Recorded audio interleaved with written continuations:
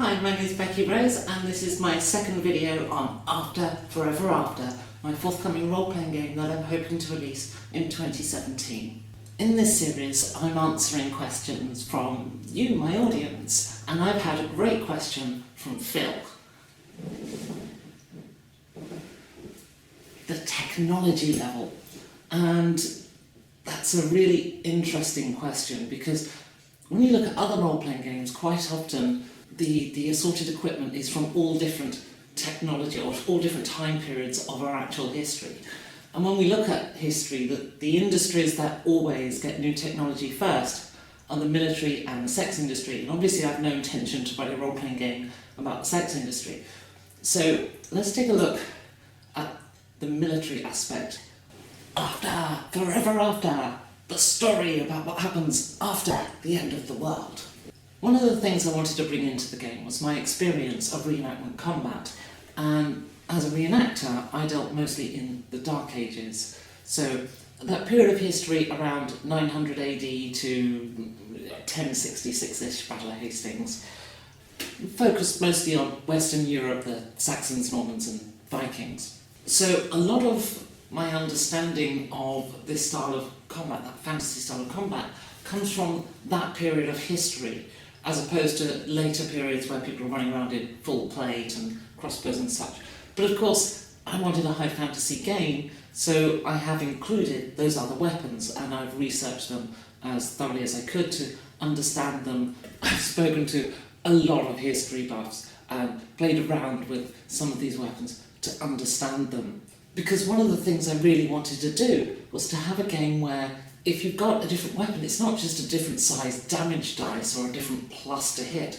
I wanted that weapon to have proper nuances to actually influence the way your character would approach a combat scene should they find themselves in one.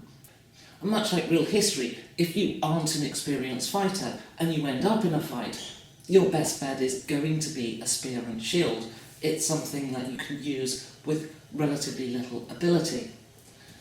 So the game mechanics actually reflect different forms of fighting and different martial skills and of course the constant technology war between improving weapons and improving armour.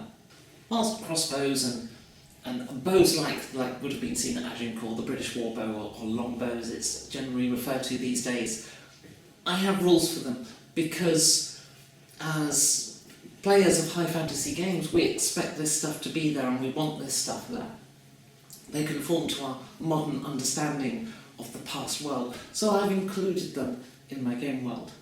See, most people today, when we think of the crossbow, we think it was invented to pierce plate armour. The reality, though, is that it probably wouldn't have. Plate armour was extremely effective. What ended plate mail, as we now call it, was gunpowder. So on this point I struggled really hard for a long time to try and figure out the best way to approach it because the purist in me wanted the most realistic solution. And of course the game designer in me wanted something that had interesting quirks. See, in my game different weapons do have different effects against different armour. So some armours are particularly effective at stopping different kinds of weapons, but might be vulnerable to others.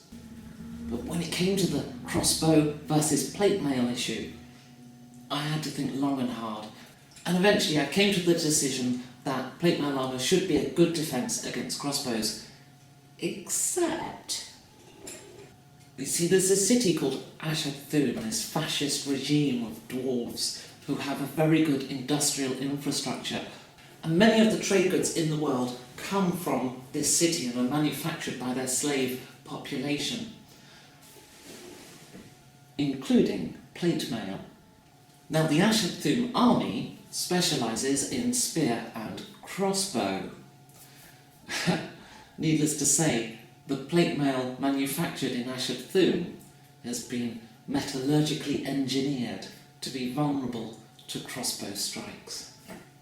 So yes, if you want a cheap set of plate armour that's overall quite effective but won't stop a crossbow from an Ashad Thun city guard, then sure, go get it. Or You could go to a proper smith somewhere else and get a suit properly made for you.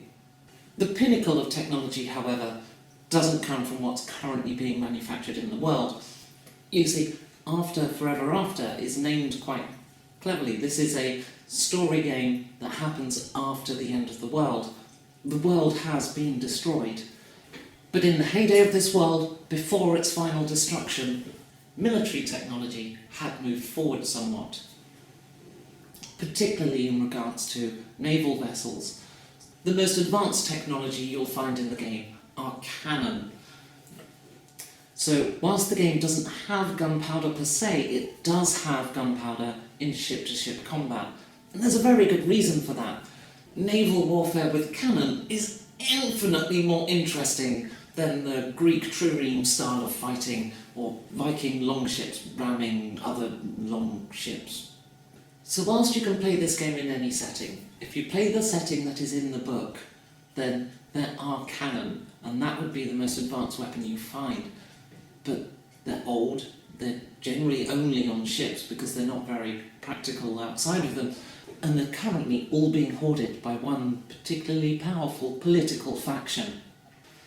So if you want a game in the same setting but with gunpowder, you could do it. That's absolutely a possibility. But you'll have to come up with rules for the weapons yourselves. They're not included in the book. You've got all of the classic fantasy weapons. They're all there. But my understanding of combat and the way I approach the combat system in the game is drawn from a Dark Ages route. So whilst weapons and armour from later periods of history are in the game, the real focus is on quite simple but effective weapons.